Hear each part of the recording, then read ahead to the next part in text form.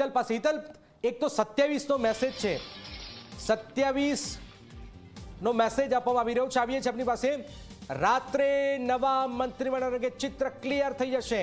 આજે રાત્રે ખબર પડશે કે મંત્રીમંડળમાં કોની એન્ટ્રી થશે, મતલબ કે ફોન કોને ગયો છે. આજે તમામ ધારાસભ્ય ભારતીય જનતા પાર્ટીના ગાંધીનગરમાં અવેલેબલ છે, ઉપલબ્ધ છે, એટલે સીધી જાણકારી એમને આપવી દેવામાં આવશે.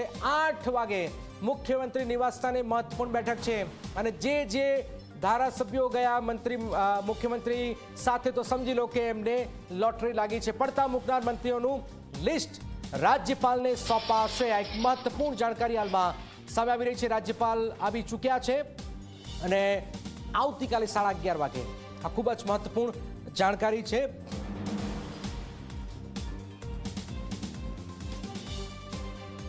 હિતલ અમારી સાથે સતત જોડી. હિતલ, એક સૌથી તમે 27નું તો જાણકારી લઈ આવે કે 27 આવી રહ્યા છે, પણ નરેન્દ્ર મોદી તત્કાલીન મુખ્યમંત્રી હતા. છેલ્લે તમે વિજય રૂપાણી જુઓ, ભૂપેન્દ્ર પટેલ જુઓ, એ ખૂબ જ નાનું મંત્રીમંડળ રહે છે આપણું. આપણે બધા જોઈએ, તમે તો જાણો છો કે નાનું મંત્રીમંડળ રહે છે. જ્યારે મોટું મંત્રીમંડળ બને છે તો આનો મેસેજ શું આપવામાં આવી રહ્યો છે કે તમામ જે નારાજ છે, જે અંદરખાને નારાજ છે, એ બધાને હવે 2 વર્ષ જાઓ, તમને આપ્યું, તમે તમારું કામ કરો. આ મેસેજ છે. જી જનક, ચોક્કસ એવું કહી શકાય કે ગુજરાત સરકારમાં વિધાનસભાની જે સભ્ય સંખ્યા છે, સભ્ય સંખ્યાના આધારે મહત્તમ રીતે જોવા જઈએ તો 27નું મંત્રીમંડળ બનાવી શકાય. એટલે 27નું મંત્રીમંડળ સૌથી મોટું અને સૌથી એ જ આંકડો એવો છે કે 27નું બની શકે. અને હવે આ વખતે જે પ્રકારે સૂચનાઓ આવી રહી છે એ પ્રકારે 27નું મંત્રીમંડળ બનાવવાની વાત છે. એટલે કે વર્તમાન મંત્રીમંડળ જે છે એ વર્તમાન મંત્રીમંડળમાં 27નું મંત્રીમંડળ બને, 17ની જગ્યાએ 27, એટલે 10 મંત્રીઓ ત્યાં વધી જાય છે. અને જે પ્રકારે 5 કે 6 મંત્રીઓને યથાવત રાખવામાં આવશે એટલે બીજા 10, એટલે 20 એવા મંત્રીઓ સીધી રીતે જોવા જઈએ તો 20 નવા ચહેરા આવી શકે છે. સ્વાભાવિક છે કે જે પ્રકારે દીક્ષિતભાઈએ વાત કરી એ પ્રકારે જે જૂના અને યુવાનોનો સમન્વય દાદાના મંત્રીમંડળમાં થશે એ નિશ્ચિત માનવામાં આવે છે. સ્વાભાવિક છે કે નરેન્દ્રભાઈ હોય, આનંદીબેન હોય, વિજય રૂપાણી હોય કે દાદા હોય, આ તમામ જગ્યાએ આટલું આટલું મોટું મંત્રીમંડળ ક્યારે બનાવ્યું નથી.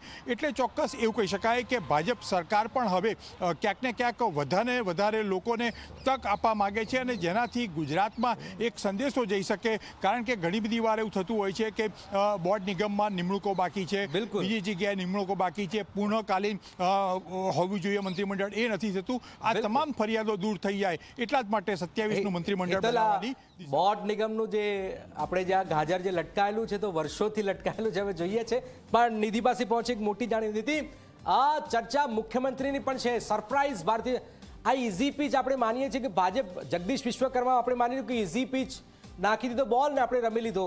શું આ એટલી ઇઝી પીચ છે કે આપણે બધા 11:30 માની લઈશું કે આ જ ચહેરા હશે ને આજ કોઈ સરપ્રાઈઝ આવી રહ્યું છે? અને જે ચર્ચાઓ જે છે કે મુખ્યમંત્રી સુધીની ચર્ચાઓ છે, કોઈ યંગ ડેશિંગ કોઈ યંગ ચહેરો આવી શકે છે મુખ્યમંત્રી, કોઈ ખબર નથી. બિલકુલથી ચર્ચાઓ તો ઘણી છે, પણ ચર્ચાઓ અને સસ્પેન્સ ઉપરથી પડદો હવે થોડી જ વારમાં ઉઠી જશે. આવતીકાલ સુધીમાં આપણને ખબર પડી જશે. પણ અત્યારે હાલ જે મોટા સમાચાર સામે આવી રહ્યા છે એ રીતે મુખ્યમંત્રી બદલાશે કે કેમ તેના પર ઘણા બધા સંકેતો સામે આવ્યા અને એના પરથી ઘણી અટકણો લગાવવામાં આવી રહી છે. અટકણો ઉપર આખરે શું કહેવું છે? ફરીથી ઝી 24 કલાકના એડિટર દીક્ષિત સોની આપણી સાથે જોડાયા છે.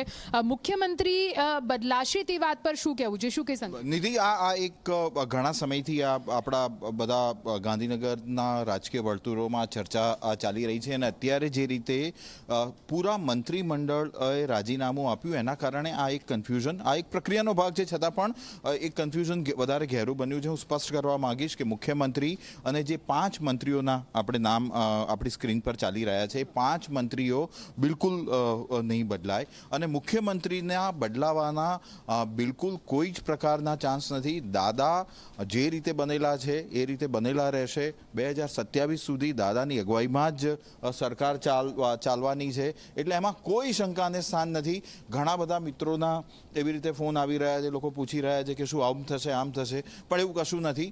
હા, નવો ચહેરો ચાલી રહી છે કે સરને પૂછો કે હર્ષ સંઘવીનું નામ બહુ માર્કેટમાં ચાલી રહ્યું છે કે સરપ્રાઈઝ કંઈક આવી શકે છે આવું?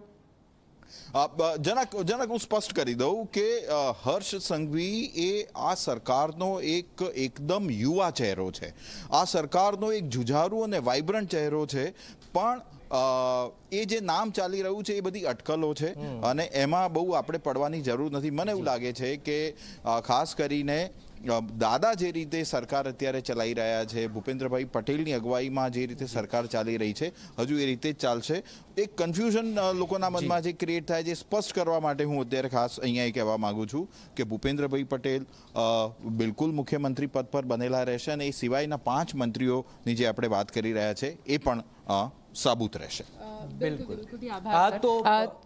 તો જનક જુઓ, એક રીતે એક સ્પષ્ટ સંદેશ ચોક્કસથી છે કે ભૂપેન્દ્ર દાદાની સરકાર જે રીતે કામ કરતી હતી, ભૂપેન્દ્ર દાદા જે રીતે મૃદુ અને મક્કમ રહીને પોતાનું કામ કરી રહ્યા છે અને એટલા માટે જ તેમના પર તો એમ કે કોઈ એવું સંકટ નથી દેખાતું કે તેમને બદલવામાં આવે, પણ હા, નવા ચહેરાઓને સ્થાન આપીને નવા ચહેરાઓને તક ચોક્કસથી આપવામાં આવશે. જનક, તો આ બધી મિથક છે, લોકો ચર્ચા કરી રહ્યા છે કે ભાઈ કોણ મુખ્યમંત્રી બદલાશે. ઝી 24 કલાકના જે એડિટરે જે ખબર કહી છે કે દાદા જ મુખ્યમંત્રી રહેશે, મંત્રીમંડળ બદલાવાનું છે, મુખ્યમંત્રી 2027 સુધી ભૂપેન્દ્ર પટેલ જ રહેશે.